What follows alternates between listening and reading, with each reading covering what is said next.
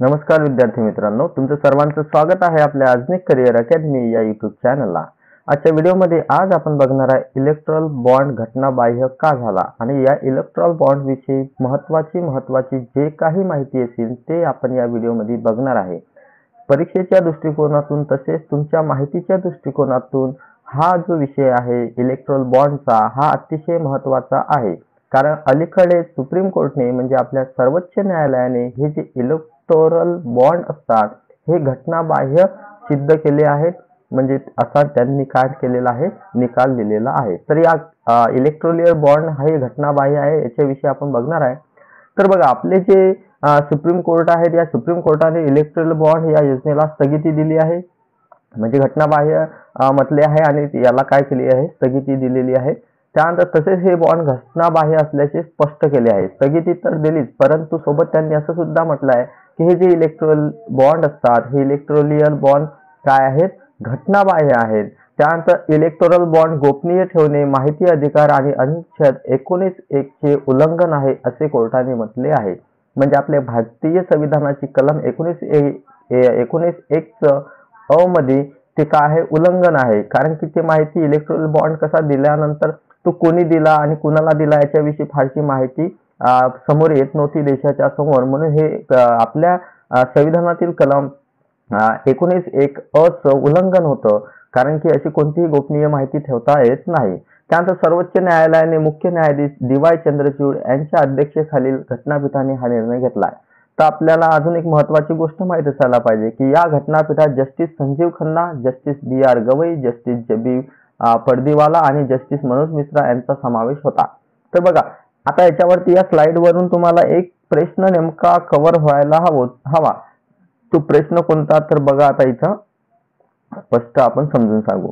तर पहिली गोष्ट तर इलेक्टोरल बॉन्ड हा घटनाबाह्य झाला, हा एक पहिला प्रश्न तुमचा कव्हर होणार आहे। दुसरा प्रश्न की ते कोणत्या कलमाचं उल्लंघन करत होतं, म्हणजे कोणत्या कलमाचं उल्लंघन करत होतं हे इलेक्टोरल बॉन्ड, तर 19(a) चा अ। त्यानंतर कोण म्हणजे कोणाच्या अध्यक्षतेखाली हा निर्णय घेण्यात आला, तर डी.वाय. चंद्रचूड। आता हे डी.वाय. चंद्रचूड कोण आहे, तर आपल्या माननीय सर्वोच्च न्यायालयाचे सर्वोच्च न्यायाधीश आहेत, म्हणजे मुख्य न्यायाधीश आहेत डी.वाय. चंद्रचूड। सोबतच त्यांच्यासोबत कोणते जस्टिस होते, तर justice Sanjiv Khanna, justice B R. Gavai, justice J B. Pardiwala आणि जस्टिस मनोज मिश्रा। हे अतिशय महत्त्वाचं आहे। प्रश्न डायरेक्ट तुम्हाला याच्यावरती विचारला जाऊ शकतो की अलीकडेच इलेक्टोरल बॉन्ड हा घटनाबाह्य झाला आहे, तर हा घटनाबाह्य झाला असताना जी घटनापीठ होतं यातील न्यायाधीशांचा समावेश कोणत्या न्यायाधीशांचा समावेश होता, तर त्याचे अध्यक्ष म्हणजे काय म्हणतो अध्यक्ष ते कोण होते, डी.वाय. चंद्रचूड। आणि हे जे 4 जस्टिस आहेत या 4 जस्टिसला सुद्धा आपल्याला ध्यानात ठेवावं लागेल। तर आता हे फक्त आपण जनरल माहिती घेतली की प्रश्न अशा प्रकारे येऊ शकतो। सोबतच आपल्याला आता माहित असायला पाहिजे इलेक्टोरल बॉन्ड म्हणजे नेमकं काय। तर बघा, इलेक्टोरल बॉन्ड म्हणजे राजकीय पक्षांना डोनेशन, चंदा देणगी मिळवण्याचा एक मार्ग आहे। म्हणजे इलेक्टोरल बॉन्ड काय असते, हे जे आपले राजकीय पक्ष असतात, जसं भाजप आहे, काँग्रेस आहे, आप आहे किंवा अदर जसे की वंचित बहुजन आघाडी आहे, असे वेगवेगळ्या प्रकारचे पक्ष असतात। या पक्षाला गुप्तपणाने काय केले जाते, SBI मधून काय घेतल्या जातात, बॉन्ड खरेदी केल्या जातात, ते इलेक्टोरल बॉन्ड असतात आणि हे बॉन्ड काय केले जातात, त्या पक्षांना दिले जातात। तर यामध्ये कोणी ते विकत घेतले आणि कोणत्या पक्षाला दिले हे उजागर केल्या जात नाही, म्हणजे त्या व्यक्तीने दिलेले डोनेशन आहे हे गुप्त मार्गाने दिल्या जाते। म्हणजेच काय, इलेक्टोरल बॉन्ड म्हणजे काय, तर इलेक्टोरल बॉन्ड म्हणजे राजकीय पक्षांना डोनेशन मिळवण्याचा एक मार्ग आहे। सोबतच एखाद्या वचन पत्राप्रमाणे हे असते, काय असते, एखादा वचन पत्र असते त्याप्रमाणे हे असते, जे भारतातील कोणताही नागरिक किंवा कंपनी भारतीय स्टेट बँकेच्या काही शाखांमधून विकत घेऊ शकतात आणि राजकीय पक्षांना गोपनीय पद्धतीने दान करू शकतात। तर नेमकं काय होते, तर हे काय असतात, एक वचनपत्राप्रमाणे असतात आणि हे विशेष करून कुठून घेतल्या जातात, SBI किंवा SBIच्या ज्या ब्रँच असतील SBIच्या ब्रँच मधून काय घेतल्या जातात, हे विकत घेतल्या जातात आणि विकत घेतल्यानंतर काय केल्या जातात, ते गोपनीय पद्धतीने एखाद्या राजकीय पक्षांना काय दिल्या जातात, दान दिल्या जातात। म्हणजेच काय आहे, इलेक्टोरल बॉन्ड विकत घ्यायचा SBI कडून आणि कुणाला माहित न करता कोणत्याही पक्षाला तुम्ही देऊ शकता, अशा प्रकारचा हा इलेक्टोरल बॉन्ड होता। त्यानंतर हा जो इलेक्टोरल बॉन्ड आहे हा 29 जानेवारी 2018 पासून लागू करण्यात आला होता।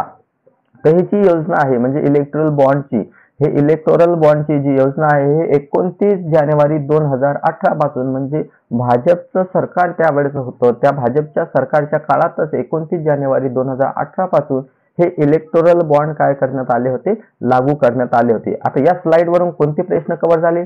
पहिली गोष्ट इलेक्टोरल बॉन्ड म्हणजे काय, त्यानंतर कोणत्या बँकेमधून हे इलेक्टोरल बॉन्ड विकत घेऊ शकतात, सामान्य नागरिक सुद्धा घेऊ शकते किंवा एखादी कंपनी सुद्धा घेऊ शकते, ती म्हणजे आपली भारतीय स्टेट बँक किंवा तिची शाखा असेल. त्यानंतर अजून काय, हे लागू कधी करण्यात आलं होतं, तर 29 जानेवारी 2018 ला इलेक्टोरल बॉन्ड लागू करण्यात आला होता. हे मुद्दा आपला कव्हर व्हायला हवा. त्यानंतर जर बघायचं झालं नेमकं आता कोर्टानं काय म्हटलं याविषयी ते बघू आपण. 2-3 प्रश्न कव्हर झाले आपले. आता कोर्टाचं नेमकं काय म्हणणं आहे, तर कोर्टाचं काय म्हणणं आहे की काळ्या पैशावर नियंत्रण मिळवण्याचा इलेक्ट्रोल बॉन्ड एकमेव मार्ग असू शकत नाही, यासाठी आणखी काही पर्याय आहेत. तर बघा, हे जो काळा पैसा असतो, या काळ्या पैशावर इलेक्ट्रोल बॉन्ड एकमेव मार्ग असू शकत नाही म्हणतात. यामध्ये आणखी काही पर्याय आहेत. स्टेट बँक ऑफ इंडियाने राजकीय पक्षांना मिळालेल्या इलेक्ट्रोल बॉन्डची माहिती द्यावी. कोर्ट काय म्हणते की SBIने जेही इलेक्ट्रोल बॉन्ड राजकीय पक्षांना दिले आहेत त्यांची माहिती त्यांनी काय द्यावी, इलेक्ट्रोल बॉन्ड म्हणजे त्यांनी आपल्या न्यायालयाला माहिती द्यावी की कोणत्या पक्षाला कोण्या व्यक्तीने किंवा कोण्या कंपनीने किती इलेक्ट्रोल बॉन्ड दिलेले आहेत. त्यानंतर SBI निवडणूक आयोगाला माहिती देणार आणि निवडणूक आयोग ही माहिती 31 मार्च पर्यंत आपल्या वेबसाईटवर प्रसिद्ध करणार आहे. म्हणजे आतापर्यंत आपल्याला न माहीत पडता वेगवेगळ्या प्रकारचा चंदा किंवा देणग्या वेगवेगळ्या राजकीय पक्षांना गुप्त स्वरूपामध्ये येत होत्या, परंतु आता सर्वोच्च न्यायालयानं असा निकाल दिला आहे की SBI जी की ज्या SBI म्हणजे हे इलेक्टोरल बॉन्ड विकत घेण्याची सुविधा होती, या इलेक्टोरल बॉन्डला म्हणजे या SBIला त्यांनी असा आदेश दिला आहे की निवडणूक आयोगाला त्यांनी 31 मार्च त्यांनी काय करावी, ते इलेक्ट्रोल बॉन्ड विषयी माहिती द्यावी, कोणत्या व्यक्तीकडून कोणत्या पक्षाला किती रुपयाचे इलेक्ट्रोल बॉन्ड देण्यात आले आहे. त्यानंतर 31 मार्च पर्यंत आपल्याला या वेबसाईटवर म्हणजे जे निवडणूक आयोगची वेबसाईट आहे याच्यावरती काय झालेलं आहे, पब्लिश झालेलं दिसणार आहे की एवढे इलेक्ट्रोल बॉन्ड त्यांनी दिलेले आहेत. त्यानंतर ह्या इलेक्ट्रोल बॉन्ड म्हणजे किती इलेक्ट्रोल बॉन्ड विकण्यात आले हे सुद्धा आपल्याला माहित असायला पाहिजे. तर सरकारने जी माहिती दिली आहे त्या माहितीनुसार आतापर्यंत $1.15 अब्ज किमतीचे इलेक्ट्रोल बॉन्ड विकण्यात आले आहेत.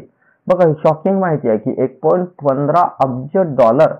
$1 म्हणजेच किती होते तुम्ही बघा, इथे $100 कमवायला किती उशीर लागतो आणि इथे $1.15 अब्ज किमतीचे इलेक्ट्रोल बॉन्ड विकण्यात आले आहे अशी माहिती आहे. त्यात याचा सर्वाधिक फायदा सत्ताधारी भाजप पक्षाला झाल्याचा दावा केला जातो.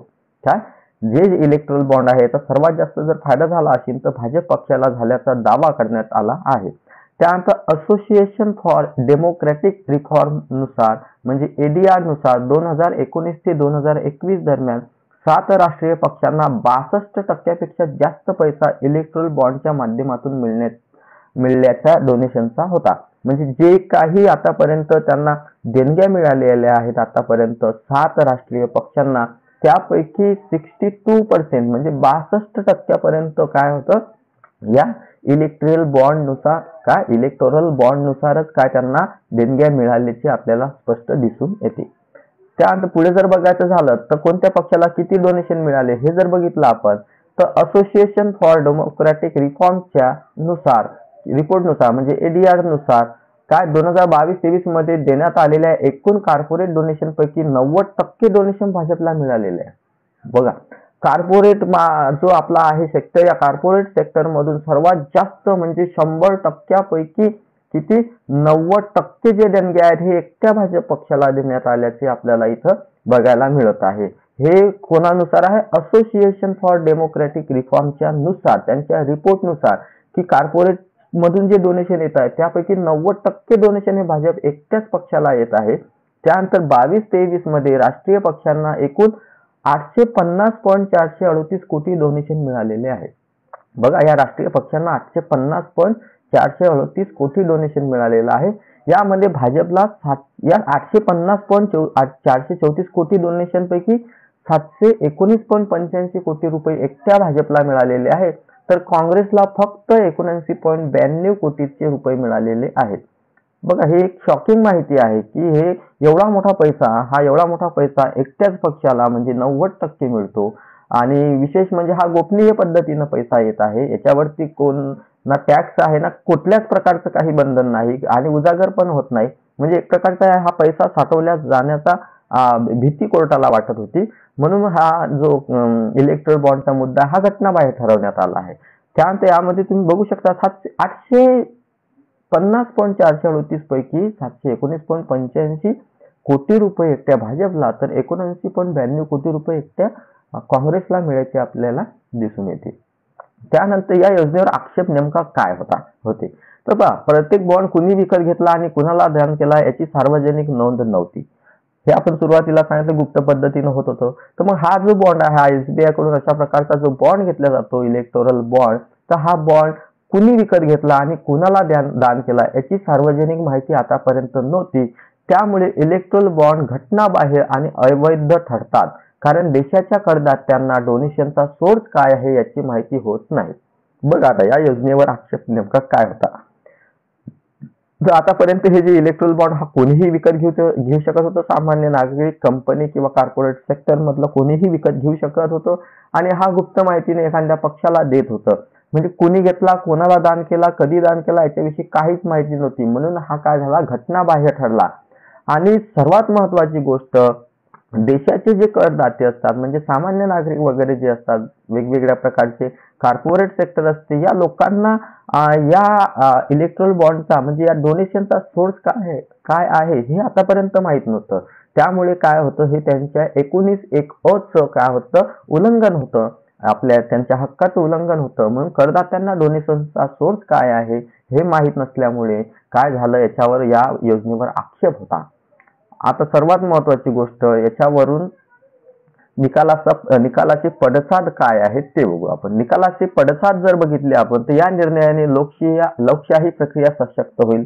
आता ऍक्च्युली पैसा कुठून येतं, काय होतं, हे जर सर्वांना जगजाहीर होत असेल तर लोकशाहीची प्रक्रिया जी असते ही सशक्त होणारच आहे. कारण लोकशाही म्हणजे पारदर्शकपणा महत्वाचा असतो. तर अशा प्रकारे गुप्त पद्धतीने जर डोनेशन येत असेल तर तिथं पारदर्शकता येत नाही. मग कोणी कितीही डोनेशन सरकारला म्हणजे ब्लॅक मनी असेल तर तो सरकारला जर देऊ शकत असेल तर तो व्हाईट होणार आहे. मग ऑब्व्हियसली जर आपण इथं बघायला गेलो तर हे लोकशाहीसाठी एक अतिशय महत्वाचं स्टेप आहे की यातनं काय होणार आहे, लोकशाही प्रक्रिया सशक्त होणार आहे. त्यानंतर लोकशाहीवर दीर्घकालीन परिणाम होणार. त्यानंतर कोर्टाने बॉन्ड योजना फेटाळली आहे. या योजनेमध्ये कुणी किती रुपयांचे बॉन्ड खरेदी केले, कुणाला दिले याची माहिती मिळत नव्हती. या योजनेअंतर्गत कोणतीही कंपनी कोणत्याही राजकीय पक्षाला कितीही पैसा देऊ शकत होती, पण कोर्टाने आता यासंबंधी केलेल्या संशोधनाला रद्द केले आहे. वकील प्रशांत भूषण 8 वर्षापासून हे प्रकरण प्रलंबित होते. त्यानंतर या निकालाचा 2024 मध्ये लोकसभा निवडणुकीवर परिणाम होणार असा अंदाज आहे. बघा आता निकालाचे पडसाद काय आहेत, सरळ सांगू शकतो आपण की लोकशाहीमध्ये जी पारदर्शकता असते ही पारदर्शकता आता काय होणार आहे, स्पष्ट होणार आहे. म्हणजे लोकशाहीची प्रक्रिया असते ही सशक्त होणार आहे. त्यानंतर याच्यामध्ये कोणी बॉन्ड विकत घेतला, कोणी खरेदी केला, कोणाला विकला, कधी विकला याविषयी माहिती नव्हती, परंतु आता काय होणार आहे, ही जगजाहीर होणार आहे, म्हणजे सर्वांच्या समोर येणार आहे. त्यानंतर कोणीही कोणाला आता असंच गुप्त पद्धतीने दान देऊ शकत नाही, डोनेशन देऊ शकत नाही, विशेष करून राजकीय पक्षांसाठी आहे. त्यानंतर जर हे जे आपण प्रशांत भूषण बघितले तर हे 8 वर्षापासून हे प्रकरण प्रलंबित होतं. त्यानंतर या निकालाचा जर आपण बघितला तर 2024 ची जी आपली लोकसभा निवडणूक आहे, या लोकसभा निवडणुकीवर परिणाम होणार आहे. आता यामधून आपल्या जर परीक्षेच्या दृष्टिकोनातून कोणते कोणते प्रश्न येऊ शकतात हे जर बघितलं आपण तर आपल्याला काय महत्वाचं आहे, सगळ्यात पहिले तर आपल्याला माहित असायला पाहिजे इलेक्ट्रोल बॉन्ड म्हणजे काय. हा इलेक्ट्रोल बॉन्ड म्हणजे काय आपल्याला आता समजलं असेल की SBI मधून एक वचन काय एखाद्या वचनपत्राप्रमाणे असते हे. त्यानंतर दुसरी महत्वाची गोष्ट माहित असायला पाहिजे, इलेक्ट्रोल बॉन्ड काय झाला, घटनाबाह्य झाला, अनुच्छेद 19(1)चं उल्लंघन आहे. त्यानंतर DY चंद्रचूड हे अध्यक्ष होते. त्यानंतर Sanjiv Khanna, justice BR Gavai, justice JB Pardiwala, justice Manoj Mishra यांची काय होती, यांचा समावेश या खटल्या म्हणजे या घटनापीठात होता. त्यानंतर अजून महत्वाची गोष्ट, ही जी आहे कोर्टून घेतल्या जात होती इलेक्ट्रोल बॉन्ड, तर SBI किंवा SBIच्या ज्या ब्रँच असतील त्यांच्याकडून. त्यानंतर कधी लागू करण्यात आली होती, 29 जानेवारी 2018 पासून लागू करण्यात आलं होतं. त्यानंतर आपण जर बघितलं की आता हे घटनाबाह्य झालं आहे. त्यानंतर 31 मार्च पर्यंत हे वेबसाईटवर प्रसिद्ध होणार आहे.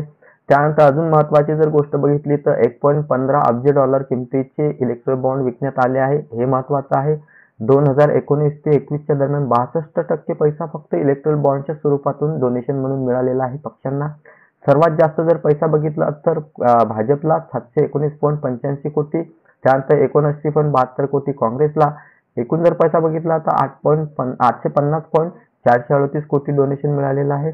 या गोष्टी काय आहेत, अतिशय महत्त्वाच्या गोष्टी आहेत.